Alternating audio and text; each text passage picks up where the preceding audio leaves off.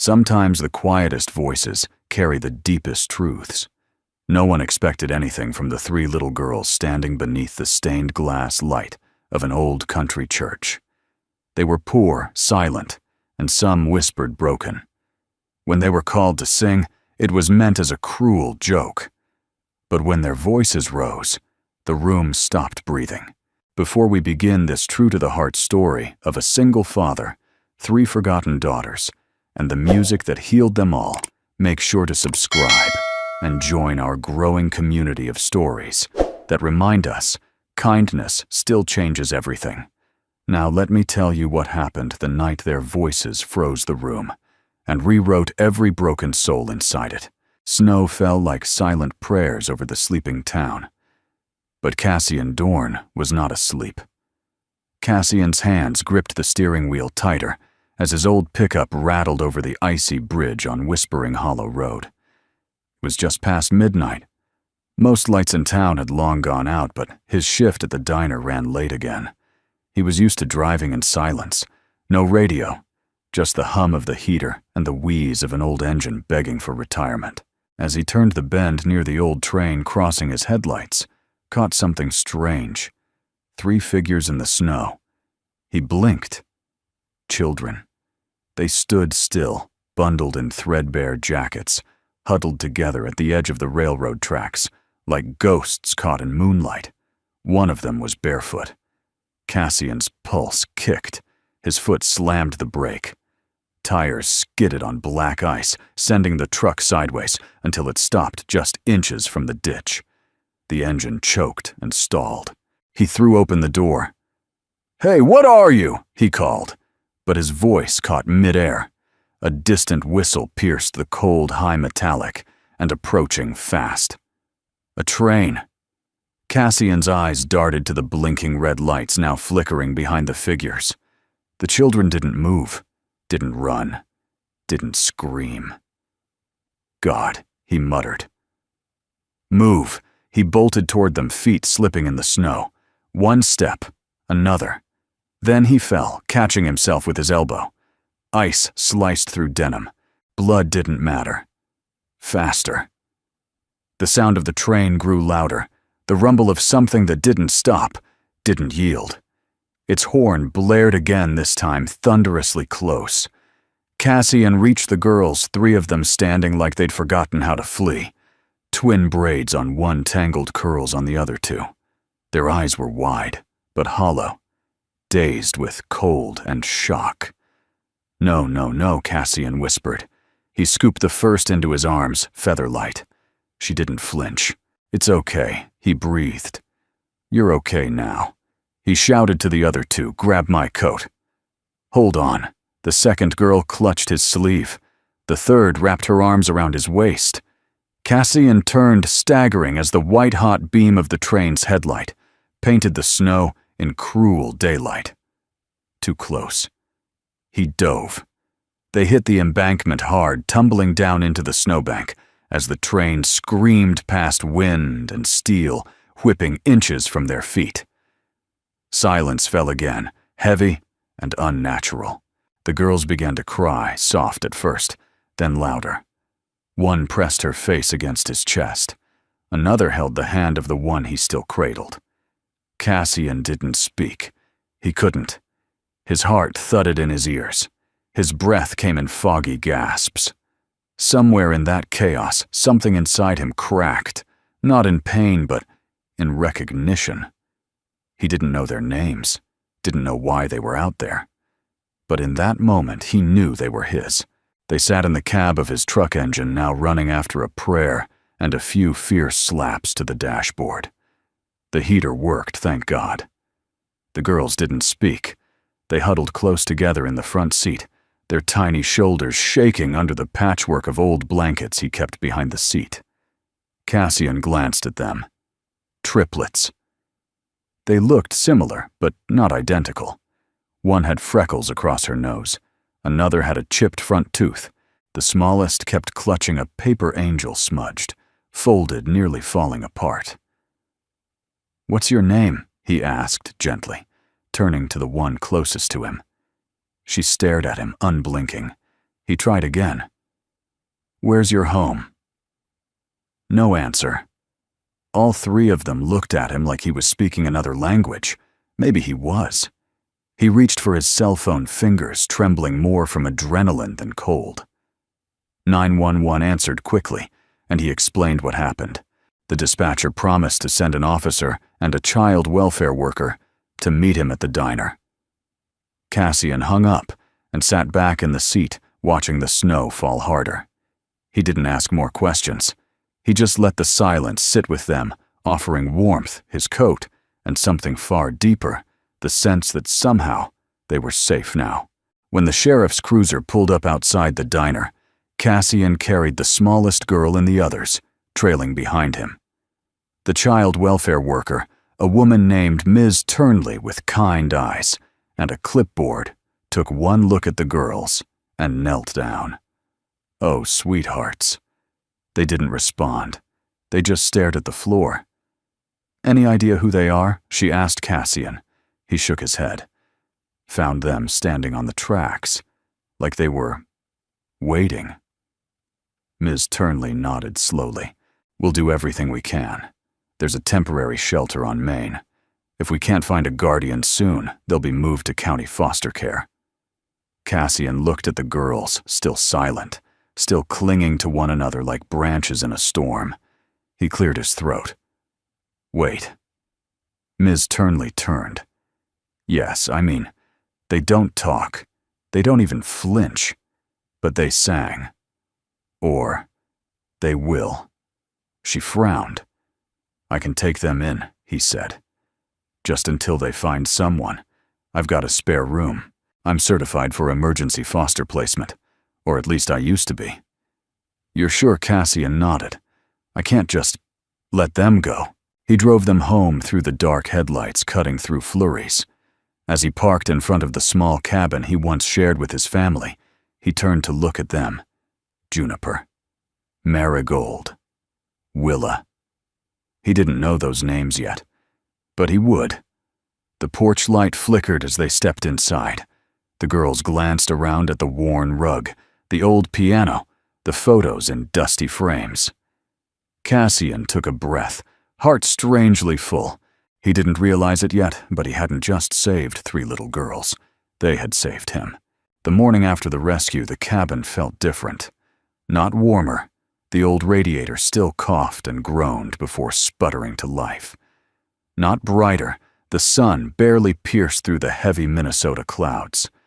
But there was a presence now, one that made the silence heavier, more meaningful, as if the walls themselves were listening. Cassian stood in the doorway to the spare bedroom watching them. The triplets, if they really were triplets, sat huddled on the bedbacks, straight hands in laps, still wearing the oversized flannel pajamas he'd managed to dig up the night before. They hadn't spoken a word since he brought them home. Not when he helped them into the shower, not when he set out toast and honey, not even when he offered them the softest blankets he had. They simply existed, like small shadows, breathing quietly in the light. Cassian rubbed the back of his neck and exhaled. He wasn't new to silence.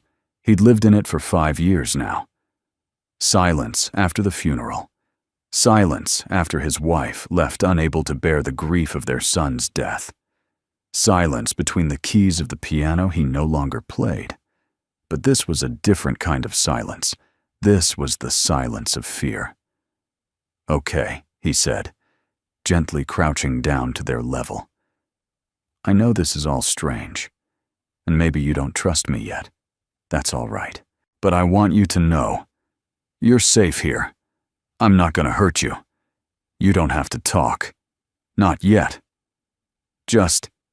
He stopped.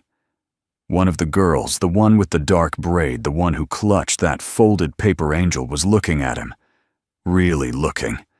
Her eyes weren't wide with fear. They were searching. Cassian felt something in his chest shift. A flicker. A warmth he hadn't expected.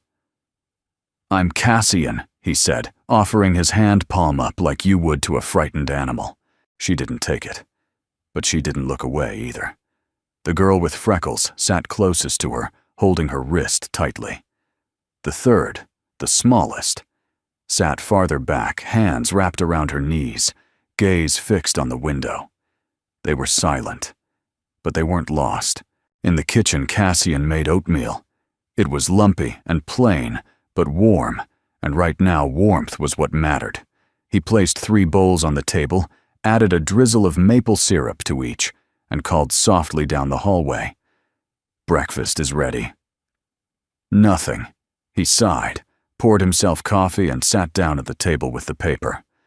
Not to read it, he didn't care what the governor said, or who won last night's hockey game, but to wait. That was what mattered now. Patience.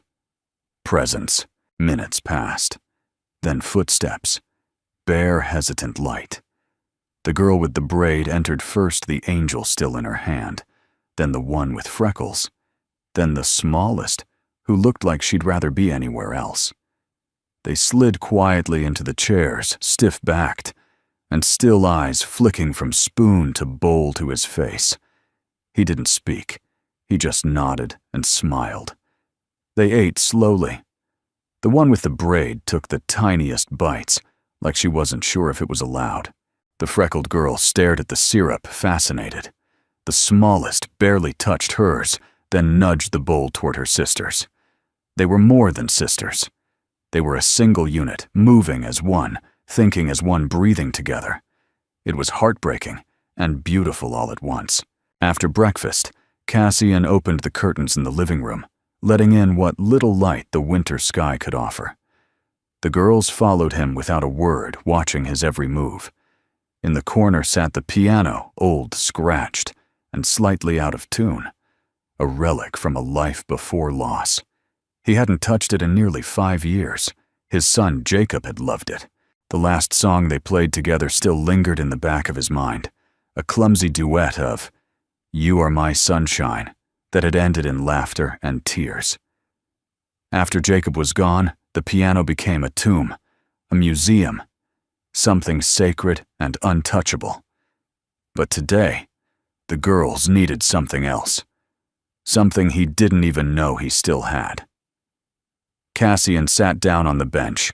His fingers hovered over the keys, cold, hesitant. Then slowly he pressed down one note at a time. C-G, a minor. It wasn't much, but it was sound. He glanced back. The girls were frozen, their eyes wide, not in fear but in memory, recognition, like they had heard this before somewhere in another life. He played a few more bars, soft, wandering, unsure. Then something extraordinary happened. The smallest girl, the one who hadn't touched her food, stepped forward. Just a step. Just enough to lean slightly closer. Her lips moved.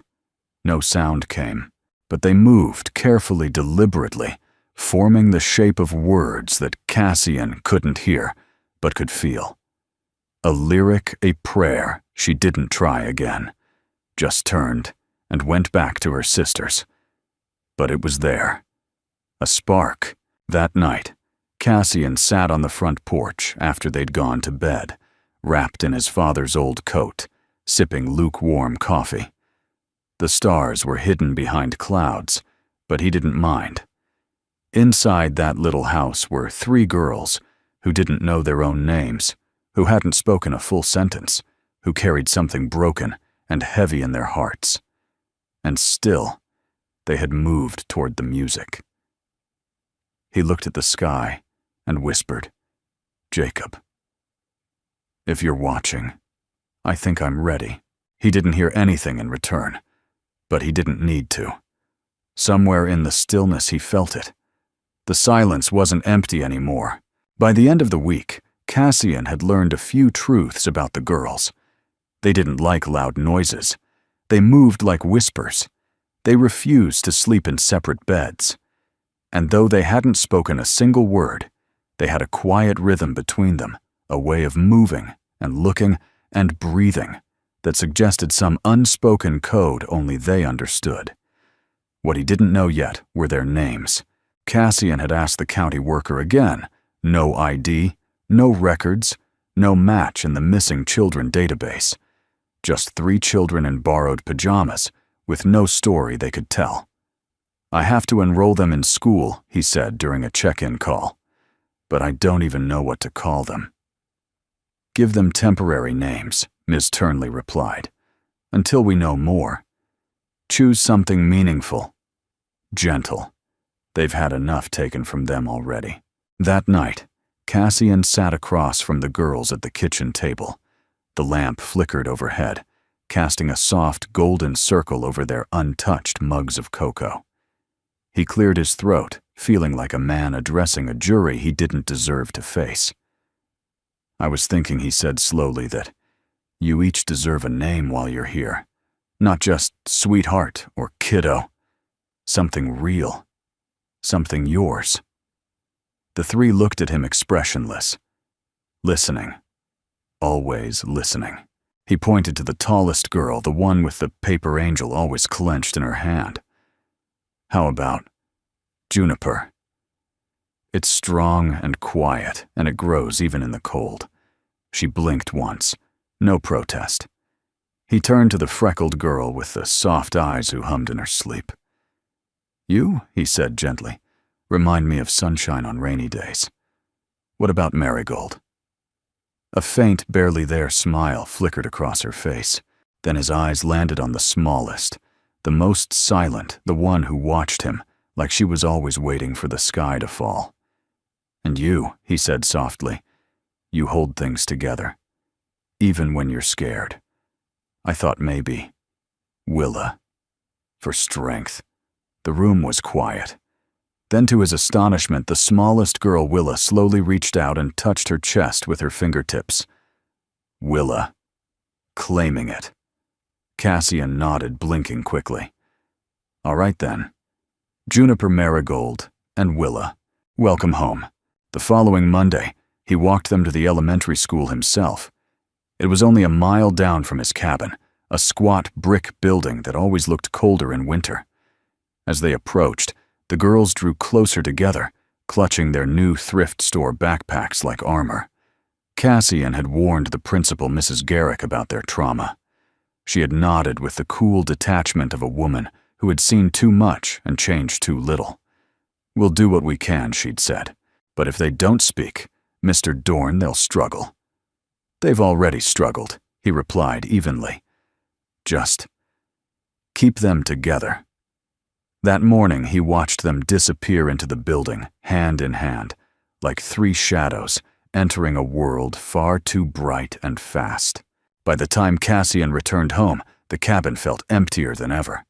He wandered into the girls' room, now filled with mismatched quilts, hand-me-down stuffed animals, and a line of snow boots by the wall. On the nightstand sat the paper angel Juniper's talisman, now smoothed and repaired with Scotch tape.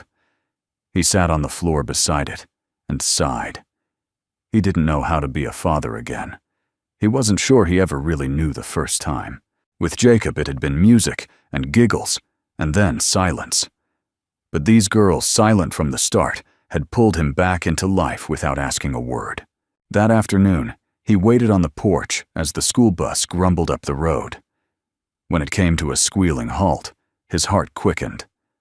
The door opened. Kids spilled out, shouting, laughing, throwing snowballs.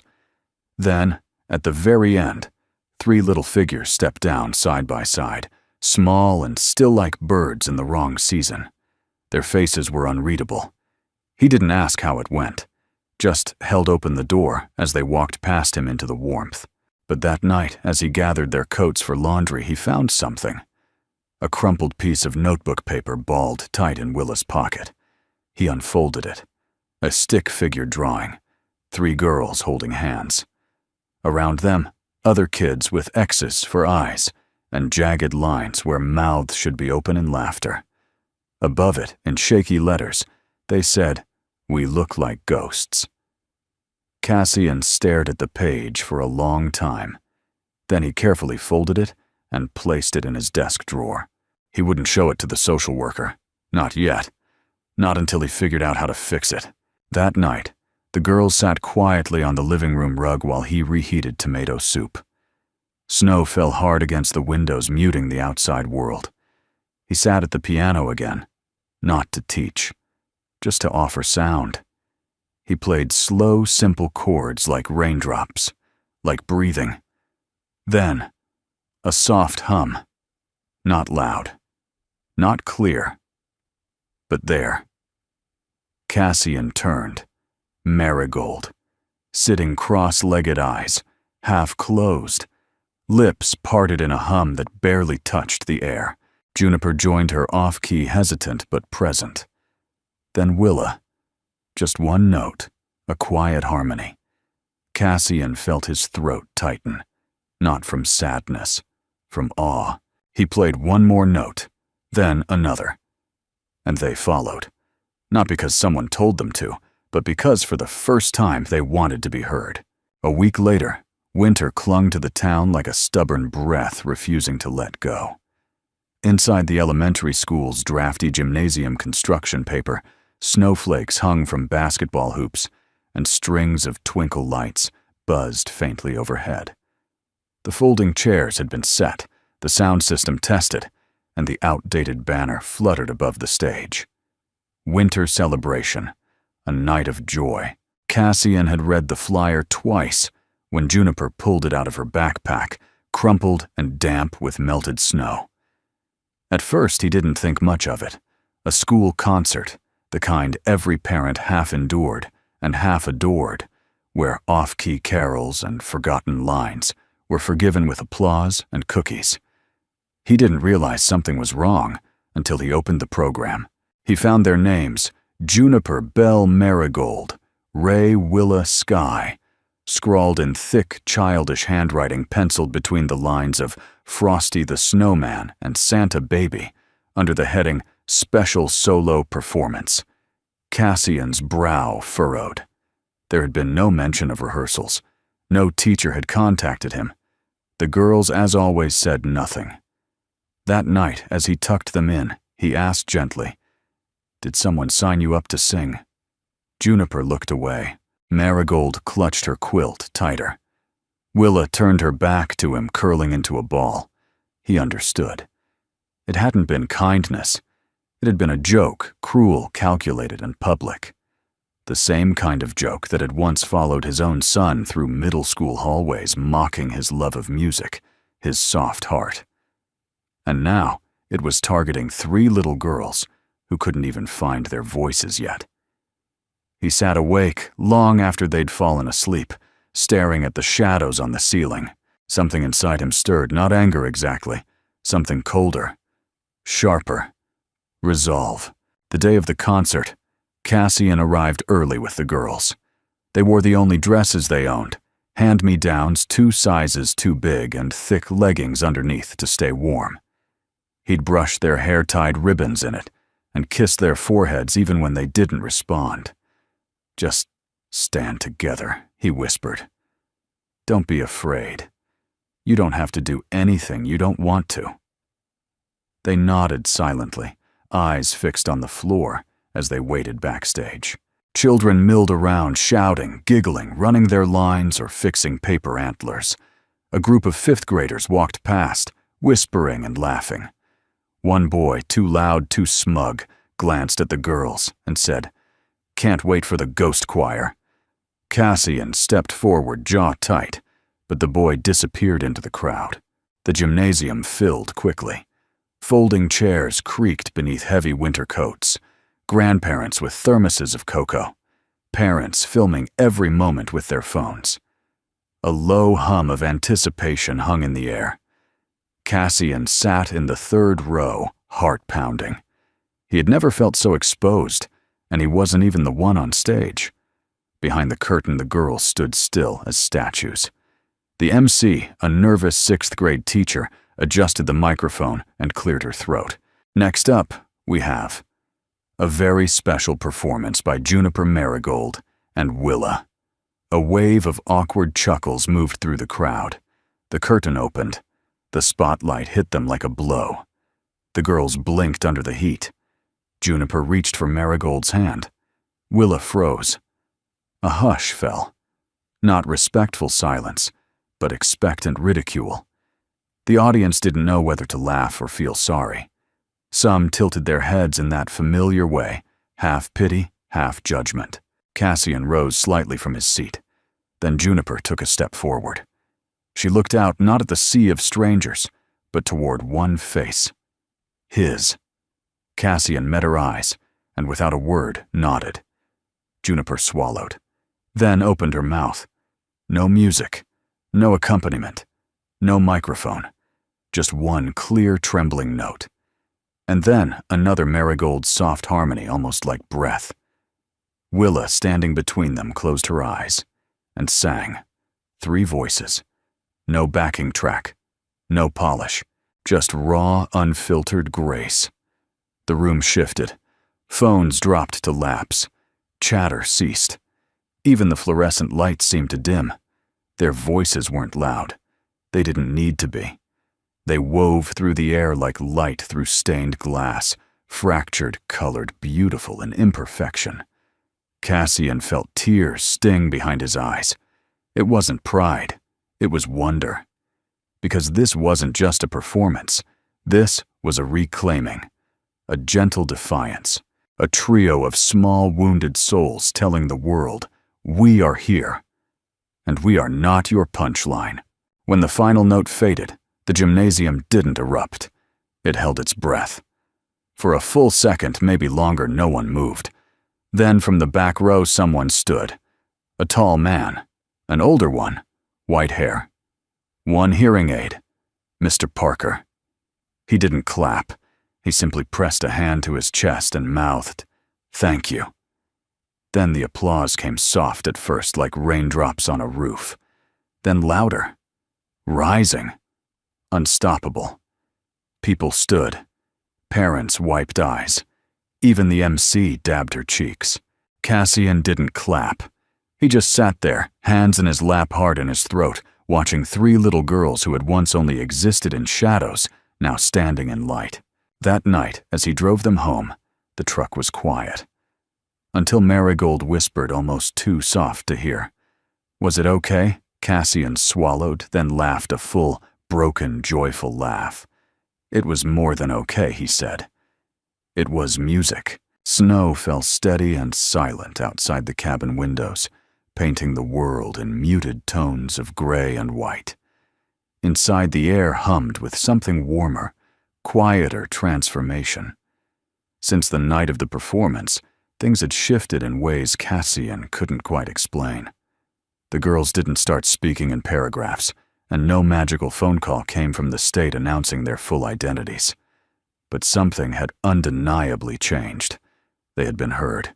And once a voice, no matter how small, is heard, it cannot be unheard. Juniper was the first to gravitate toward the piano. Cassian found her there the morning after the concert barefoot, and focused gently, pressing middle C, over and over, with one small finger. She wasn't playing a song. She was remembering what it felt like to make sound and not be silenced. He didn't disturb her. Instead, he made hot cocoa and watched from the kitchen as Marigold curled beside the radiator with a book she wasn't quite reading, and Willa sat at the table quietly folding another paper angel. The hush between them was no longer fear. It was comfort, trust, the kind that only forms between souls who have walked through fire side by side and chosen not to run. That evening, Cassian cleared his throat. I have an idea. 3 heads turned toward him in unison like a single being with one heart and 3 fragile faces. I was thinking, he said carefully, maybe we keep going. With the music. Not because anyone asked us to. Not for school. Just for us. No one spoke, but Juniper climbed onto the piano bench. That was enough. Over the next few weeks, the cabin slowly transformed. The piano, once only a shrine to memory, now rang daily with sound. Not perfect sound. Sometimes the harmonies faltered. Sometimes Willa sang too low or Marigold lost the rhythm, but it was alive. Cassian printed sheet music, but the girls never needed it. They learned by listening, not just to him, but to each other. Juniper's voice was thin but agile, like a breeze finding its way through leaves. Marigold's was warm and melodic, the quiet hum of spring, even in winter. Willa's was low and dusky, unexpected, from someone so small a grounding note that made the others shimmer. He taught them not just how to sing, but how to listen, to breathe together, to move as one, to trust the silence between the notes as much as the sound. One night during a quiet dinner of soup and bread, Willa finally spoke her second, full sentence. "Are we a choir?" Cassian looked up, spoon halfway to his mouth. He smiled. "Yeah," he said. "We are." At school, things remained complicated. The applause from the winter celebration hadn't transformed every child into an angel. There were still whispers, still stares. A few bold kids now offered half-hearted hellos, unsure how to act around girls who didn't quite speak like others, but could sing like they'd come from heaven. But the girls didn't flinch anymore. Juniper held her chin a little higher. Marigold shared her pencils in class, and Willa, small, watchful Willa, once reached out and took another child's hand during recess. Cassian didn't push for more than that. Small victories were still victories. One Friday, while browsing the bulletin board at the local grocery store, Cassian noticed a flyer that stopped him cold. Open mic night. First Friday of March, all ages. Welcome at the Hearth Cafe.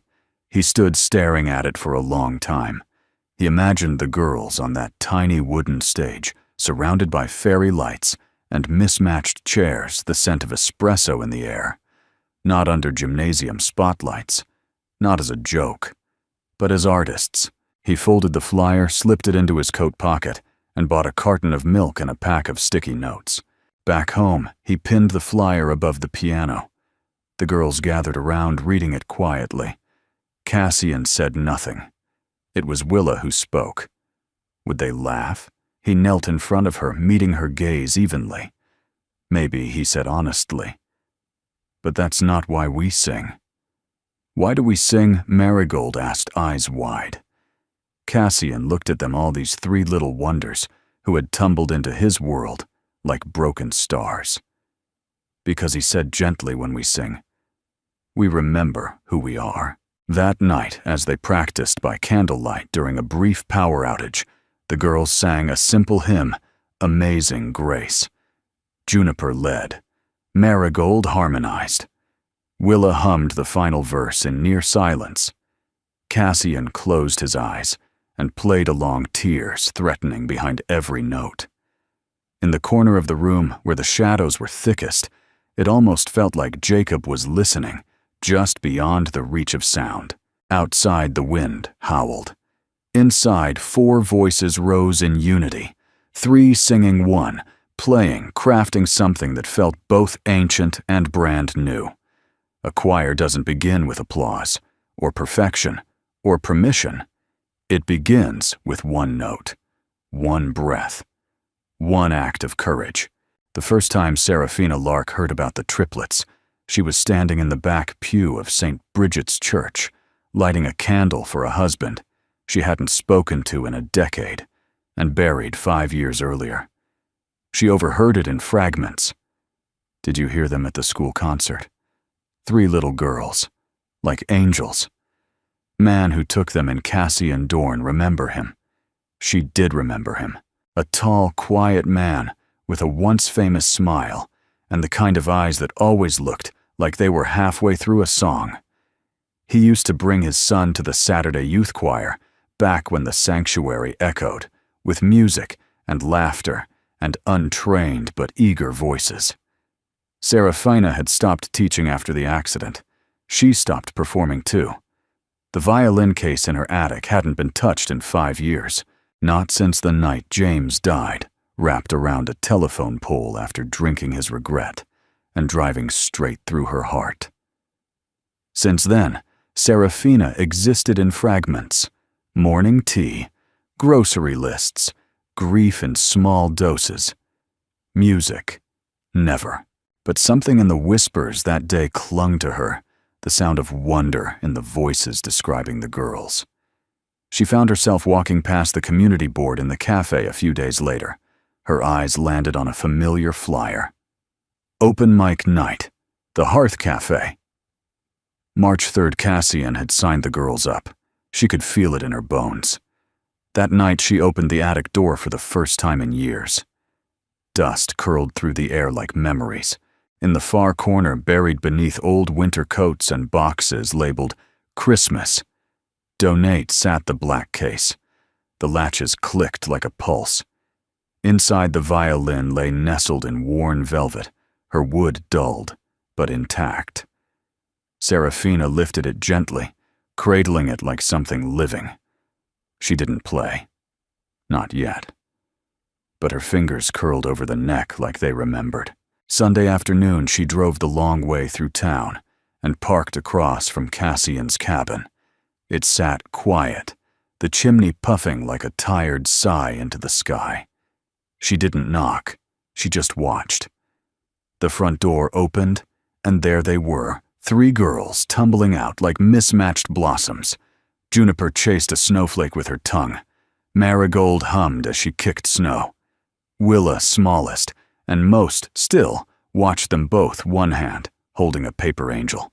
Cassian appeared behind them, brushing snow from his shoulders, his hands calloused and red. He looked older, stronger.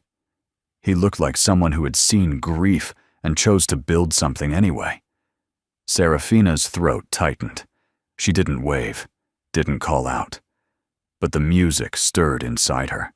That evening, she stood outside the church's music room, her old kingdom, and stared at the closed until further notice sign still taped to the door. She reached for the knob. It turned easily. Inside, dust and silence ruled. The piano sat alone beneath the window, its lid shut tight like a secret. Sheet music still lined the shelves, yellowing with time. Her old chair, the one with the broken wheel, creaked as she sat down. And she began to hum.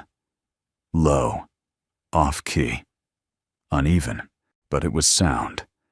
Serafina Lark had always believed music was sacred, a language not learned, but remembered.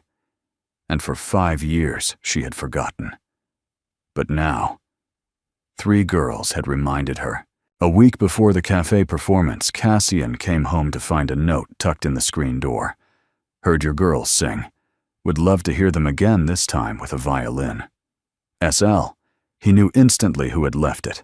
The next afternoon, Serafina knocked on his door, with a folding chair in one hand and her violin case in the other. The girls stood frozen at the threshold, staring. Cassian opened the door wider. Come in, he said softly. They've been waiting for you. Practice began without introductions. Serafina didn't speak. She tuned her violin with slow reverence, then raised the bow and played the first line of The Water is Wide. The cabin filled with sound, not just music, but warmth, history, longing. Juniper sang the next note before Cassian could prompt her. Willa followed. Marigold smiled mid-verse, and when the final note hung in the air, no one moved. Not for a full 10 seconds. Then Cassian looked at Serafina and said, Still think you're done with music? She gave a quiet, almost broken smile. Music's not done with me. Over the next few nights, the living room transformed into a rehearsal hall. Serafina guided the girls gently, her bow carving space for their voices, her presence neither commanding nor passive, but necessary. Her grief hummed under every note, but she let it live there now, no longer buried, just part of the harmony. Cassian watched her with a kind of reverence, the way one might watch someone learning to walk again. One night after the girls went to bed, he lingered at the piano while Serafina packed up. You don't have to stay, he said. I know. She snapped the latches on her case. But I want to. He walked her to the door. Snow drifted under the porch light. She paused before stepping out. Your son, she said softly. Was he musical? Cassian nodded. More than me. He was joy in a hoodie. I'm sorry. Me too. They stood in silence. Not awkward, not painful. Just quiet. Shared. Then she looked up. You saved them, Cassian. He shook his head. No. They saved me. Serafina smiled, a real one this time, and whispered. Sounds like music to me. The calendar turned to March with a reluctant breath, and though snow still pressed against rooftops like a sleeping weight, something new crept into the town anticipation. The Hearth Cafe's little stage had never seen more than high schoolers with acoustic guitars or the occasional folk duo belting out Springsteen covers.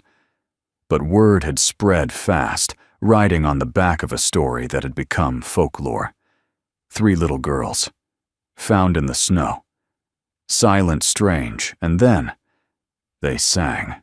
Cassian stood at the bulletin board in the church hallway, pinning up the final flyer for open mic night.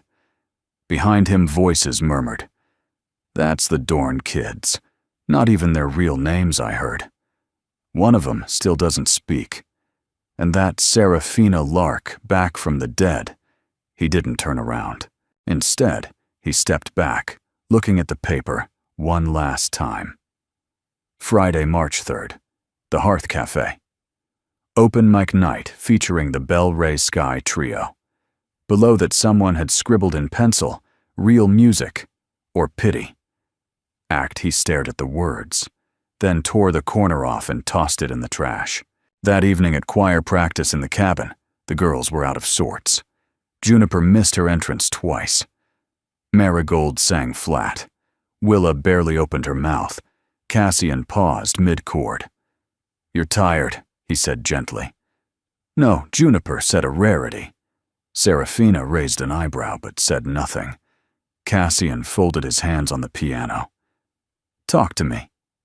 A long pause. Then Willa whispered, They said, we're only singing 'cause we're sad. He blinked. Who said that? Willa looked down. Kids at lunch. Marigold added, They said if we were happy we'd shut up. Cassian exhaled slowly. He looked at Serafina, who was staring at the floor, jaw clenched. He rose from the bench and knelt in front of them. Do you know what a song is? He asked. Juniper shrugged. It's a story too big to say with just words. It's what happens when your heart needs a louder voice. Serafina stepped in, kneeling beside him. And your voices, she added softly, are the most honest thing this town has heard in years. Cassian met her eyes and nodded. Let them whisper, he said. Let them laugh. When you walk onto that stage, you carry more than notes. You carry truth. And truth doesn't ask permission. The next day, Reverend Whitmore paid a visit. Cassian wasn't surprised. The man hadn't said a word about the girl since the Christmas concert. But now, with open mic night just days away, the pastor had come knocking hat in hand and skepticism in his eyes. They sat on the porch, the cold creeping through Cassian's sleeves. I hear the girls are singing in town. Whitmore said, his tone neutral. Cassian sipped his coffee. That's right. Some folks think it's too soon, that maybe it's exploitative. Cassian gave a quiet laugh. Exploitative. They're not products, Reverend. They're people. And for the first time in a long time, they want to be seen.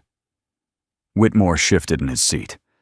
Forgive me, he said, but music in church is one thing. Public attention is another, especially with no family, no paperwork. They're still a mystery. Cassian's jaw tightened. You think I don't know that I wake up every night wondering who they really are, what they've seen, what they remember. But when they sing, he paused. It's not for fame, it's for healing. Theirs. Mine. Maybe even yours. The Reverend was silent for a beat. Then will they be safe? Cassian's voice dropped. They're safer on that stage than they ever were off it. Whitmore gave a slow nod, then stood pulling on his gloves. As he left, he said only, I'll be there. The night before the performance, Serafina came early. The girls were already dressed, not in perfect dresses or glittering costumes, but in clothes that felt true. Juniper wore a navy cardigan Cassian's mother had knitted decades ago. Marigold had a floral skirt, too long for her legs pinned up with clothespins. Willa wore a faded denim jacket and the paper angel tucked in her sleeve. Cassian tuned the piano. Serafina unpacked her violin. The girls stood in front of the fireplace, nervous and radiant. Then, without cue or warning, they began to hum the opening phrase of "Wayfaring Stranger," the song they'd chosen. Their voices barely touched the air, but it was enough. Serafina raised her bow. Cassian's fingers found the first chord, and the music began, raw, trembling, and holy. After they finished, no one spoke.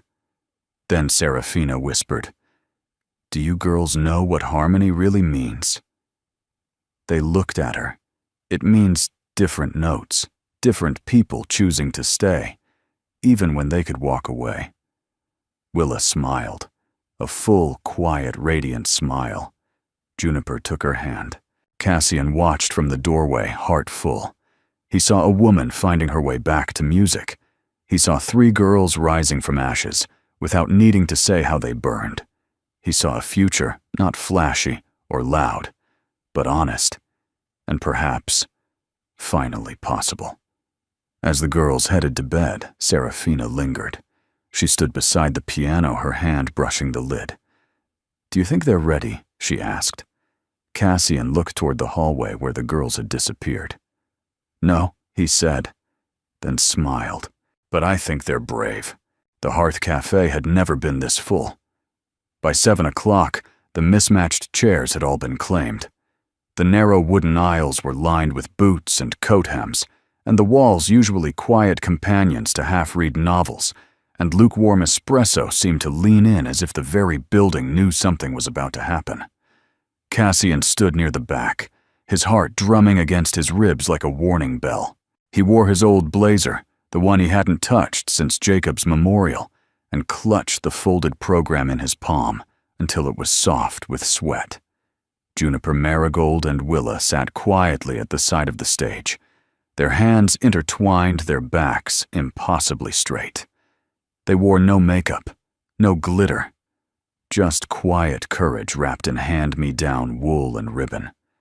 Serafina tuned her violin in the corner, her fingers steady, her breath tight. She had played in concert halls with chandeliers, but tonight the stakes were higher. She wasn't here for ovation. She was here for truth. The MC, a young man with more nerves than notes, tapped the microphone. "Thanks, folks, for coming out tonight to support our local talent. We've got poetry, folk songs, a high school jazz trio, and later something special." A few chuckles, some polite claps.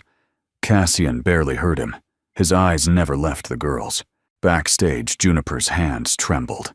Not from fear of the crowd, but fear of not being enough. She remembered the school concert, the whispering classmates, the sting of being seen as a mistake. But tonight was different. Tonight wasn't about proving anything. It was about telling the truth through music. Cassian had said it best. A song is a story too big for words. And tonight, they weren't just telling their story. They were singing it into existence. The MC stepped forward again. "Now, ladies and gentlemen, we welcome 3 young performers, Juniper Bell Marigold, Ray Willa Sky, and accompanying them on violin, Ms. Serafina Lark. Please welcome the Bell Ray Sky Trio." The room clapped, hesitant at first, unsure of what they were clapping for. Then the lights dimmed, and silence fell. The kind of silence that's not empty but waiting. The girls walked onto the stage, slow and deliberate, their shoes too quiet for the floorboards. Juniper led the way, her eyes scanning the crowd. She saw Ms. Turnley near the back, tears already shining in her eyes. Reverend Whitmore stood stiffly near the exit arms, folded but present. And Cassian, he was standing now, hands at his sides, as if he might catch them if the floor gave way. Willa took her place behind the mic. Marigold stood to her left. Juniper raised her chin, stepped forward, and nodded. Serafina lifted her bow.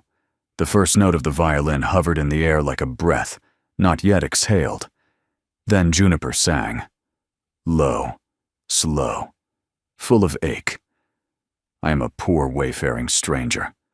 Her voice was not polished. It was raw silk, imperfect, but honest.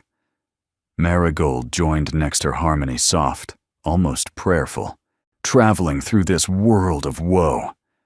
Then Willa, whose voice no one at school had heard more than a whisper, opened her mouth, and a note so low, so rich, filled the room like firelight on cold stone.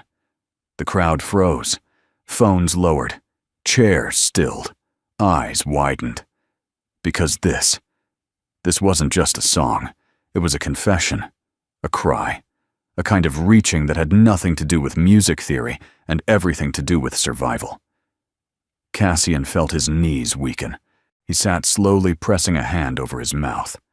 Serafina's bow slid across the strings in long, aching lines, supporting their voices like arms beneath wings. They sang as one, 3 tones, 3 histories, 3 longings, stitched together by breath and blood and some unnamed grace. People began to cry quietly at first. A woman in the front row clutched her husband's hand. A teenage boy who had snickered earlier wiped his eyes and didn't understand why. Mr. Parker stood up in the back and simply nodded as if to say, yes, this is what it feels like to live again. When the final note faded, it didn't feel like an ending. It felt like something sacred had just been born. No one moved, not for a long moment. And then from the back, one clap. Then another. Then the entire room stood, as if commanded by something older than habit. Applause roared through the cafe, not wild, not chaotic, but grateful, cleansing.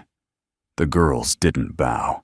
They just stood there, breathing eyes-wide hands, clutching each other, like they were the only things keeping the world from falling apart. And maybe they were. Backstage, as the girls stepped down, Cassian met them at the curtain. He didn't say a word, just knelt. Juniper ran into his arms. Marigold followed, burying her face in his chest. Willa stood for a beat, then took his hand. We did it, she whispered. Cassian looked into her eyes, wet and wide. No, he said. You lived it. And we heard you. Serafina stood a little farther back, her violin, in its case, her heart in her throat. Cassian looked up at her. You came back, he said. Her voice broke. They brought me. That night, the town slept under a new kind of quiet. Not emptiness, but peace. And inside a small cabin just off Whispering Hollow Road, 3 girls dreamt of sound, not of noise, but music that made them whole. The morning after the performance, the snow had melted just enough to reveal brown patches of earth, a sign that spring was trying to remember itself. Cassian stood barefoot on the porch, coffee cooling in his hand, staring at nothing and everything. The applause still echoed in his bones, not as noise but as confirmation that what they'd done, what the girls had offered, had mattered. Behind him, the cabin was unusually still. The girls had slept in for the first time since their arrival, curled together in a tangle of quilts and soft breathing. He hadn't had the heart to wake them. He closed his eyes. For the first time in years, the silence around him didn't feel like mourning. It felt like grace. By mid-morning, neighbors began arriving. Not all at once, but in 2s and 3s, hesitant and shy. People Cassian hadn't spoken to in years. People who had crossed the street rather than face his grief. They brought muffins, tea, hand-knit mittens. We saw the girls last night, one woman said. I just wanted to say thank you. Another neighbor left a folded note with no name. Inside was one line. They helped me remember how to cry. Later that day, when the girls finally emerged, sleepy-eyed and soft, Cassian found them standing at the window, staring at the pile of gifts on the porch. Juniper pressed her hand to the glass. "Why did they come?" "Because you sang the truth," he said. "And people don't forget the truth once they hear it." Marigold turned. "Will we have to sing again? Only if you want to." Willa, still clutching her angel, whispered, "I think I do." The girls returned to school on Monday with quiet confidence. They didn't speak much. They never had. But something in the way they carried themselves shifted. They no longer avoided eye contact. They sat in the front row. When the music teacher offered them the chance to join the spring program, they didn't flinch. Other kids still stared, but not with mockery, with curiosity. One boy asked Juniper if she could show him how to sing harmony. Another girl sat beside Willa at lunch and simply offered, "I liked your song."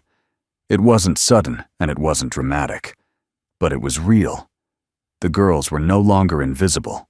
Back at the cabin, life found a new rhythm. Cassian returned to part-time work at the local school, teaching beginners piano in the afternoons.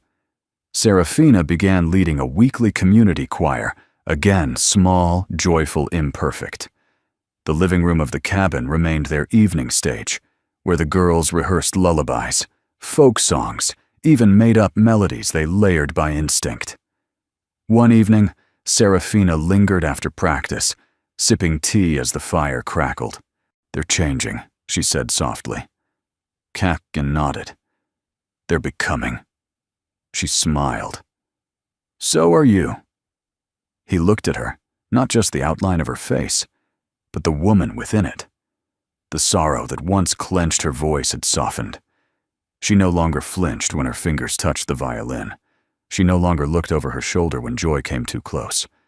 "Stay for dinner," he said. She hesitated, then nodded. That weekend, the town held its annual March Lantern Walk, a quiet nighttime tradition where families carried handmade lanterns through the park to honor both memory and hope. The girls wanted to go. Cassian helped them make paper lanterns from old mason jars and tissue paper. Each girl chose a color: Juniper, deep blue; Marigold, golden yellow; Willa, soft rose. They walked in silence, hand in hand, their lights glowing gently in the dark. Around them, other families murmured prayers, memories, laughter. As they reached the lake, Reverend Whitmore approached them. "Cassian," he said with a nod. Cassian stiffened slightly. "Reverend." The older man looked at the girls, then knelt until he was eye level with Willa. "You have a gift," he said. "All three of you. I didn't understand it before, but I do now." Willa blinked, then slowly offered him her lantern to hold. He took it with reverence, tears glistening in his eyes.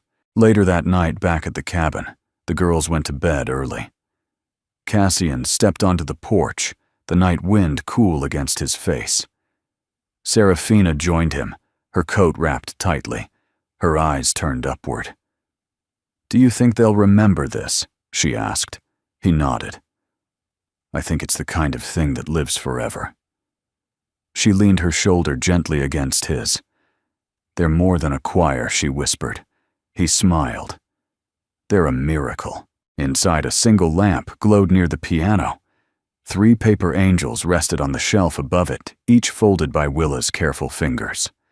Below them, the sheet music remained open. Not for practice, not for performance. Just in case someone needed to sing, spring arrived in cautious whispers. The snow retreated from the rooftops first, then from the fields, and finally from the woods that wrapped around the edges of Whispering Hollow Road. Beneath its departure, green fought its way back, shy blades of grass buds, no bigger than a raindrop, and the first cardinal song breaking through the brittle silence of winter. Inside Cassian's cabin, a similar thaw was taking place. But here the melting wasn't ice. It was grief. It was distance. And it was fear. The girls had begun singing without prompting, now humming as they brushed their teeth, harmonizing while setting the table. Marigold even improvised a lullaby for the neighborhood cat, who visited their porch each evening like clockwork. Juniper took an interest in writing. She spent hours curled in the corner of the sofa, with Cassian's old notepad sketching words and lines in her wobbly cursive. She titled one page, "The House Where Voices Live." Willa had become the keeper of silence, not because she was afraid of sound, but because she knew how sacred it could be. She listened better than most adults Cassian knew. Sometimes she'd sit beside the piano for an hour without saying a word, just listening to the creak of the floorboards, the rustle of trees, and the breath between notes. Cassian watched it all with awe he never quite spoke aloud. And Serafina. Serafina had become something he never expected home. She never forced herself into their lives. She arrived like the music quietly, and only ever when invited. But when she came, she stayed. She taught the girls to tune by ear, to listen to the room before striking the first chord. She taught them that not every measure had to be filled. Some bars, like some days, were meant for rest. One warm Saturday, Cassian and Serafina sat on the porch swing as the girls chalked musical notes onto the driveway. Serafina cradled a cup of hibiscus tea, while Cassian gently tapped his foot to a rhythm only he seemed to hear. "You ever think," she said, "about what would have happened if you hadn't stopped the truck that night?" Cassian looked at her. "Every day." She nodded. "Me too." He leaned back, eyes tracing the shape of the sun slipping behind bare trees. "I don't know if I saved them, Serafina. I think maybe they were sent to save me." She reached over, placed her hand on his. It was warm, steady. "You saved each other," she whispered. "That's what music does." By early April, the girls were invited to sing at the town's spring festival. No stage lights, no microphones. Just a circle of neighbors under string lights, with folding chairs and lemonade, and songs shared like bread. Cassian didn't hesitate this time. Neither did the girls.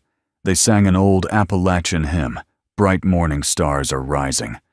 Their voices, soft as wind, layered like the morning light itself. Serafina accompanied them, and this time she smiled between verses, the kind of smile that let everyone know her heart had made peace with being open again. After the performance, a woman approached Cassian. She was older, her eyes tired but kind, and she held a newspaper clipping in her hand.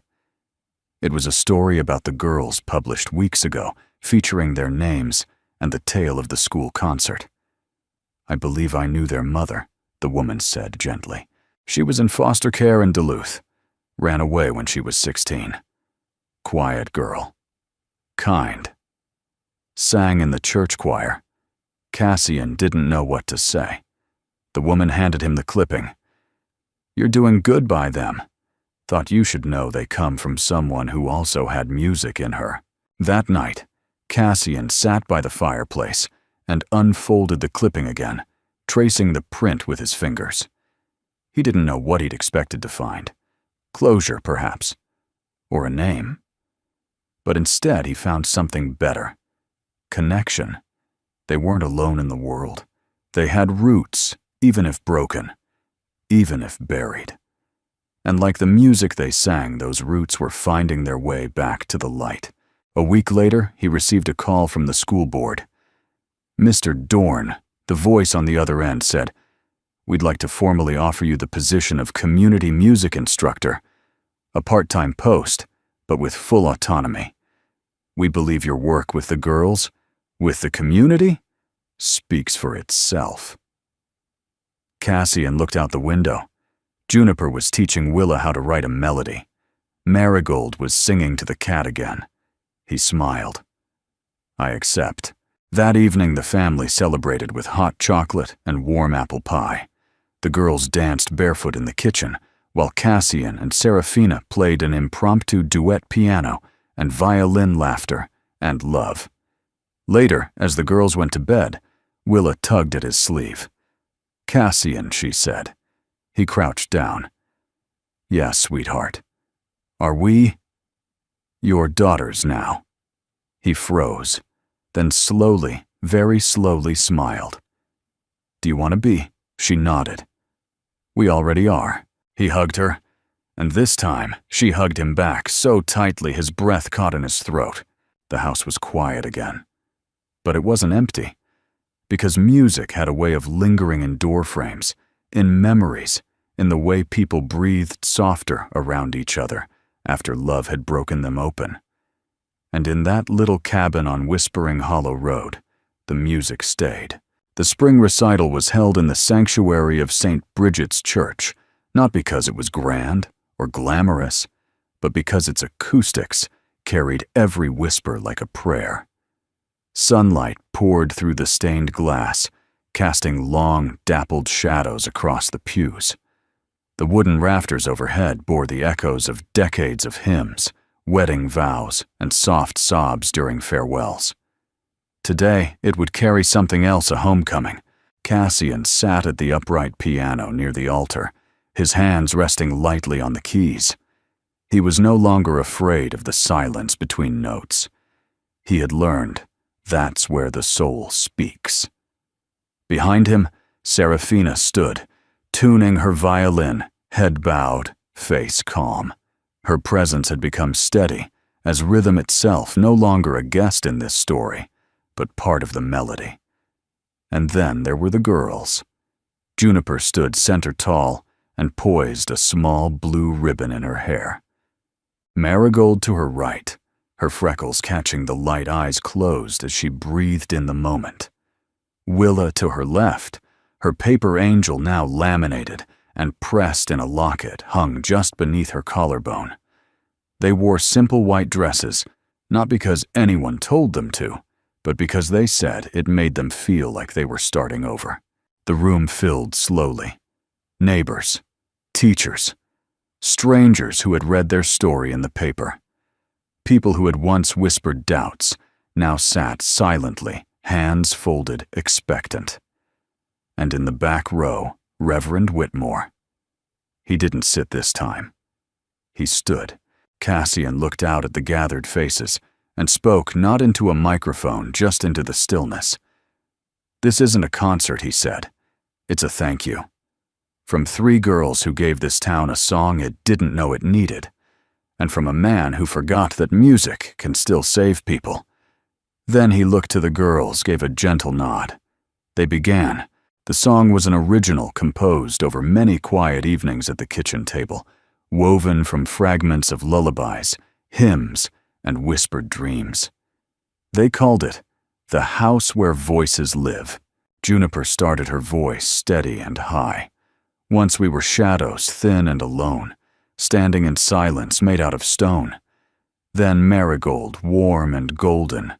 Then came the music, soft as a breeze, showing us mercy, bending our knees.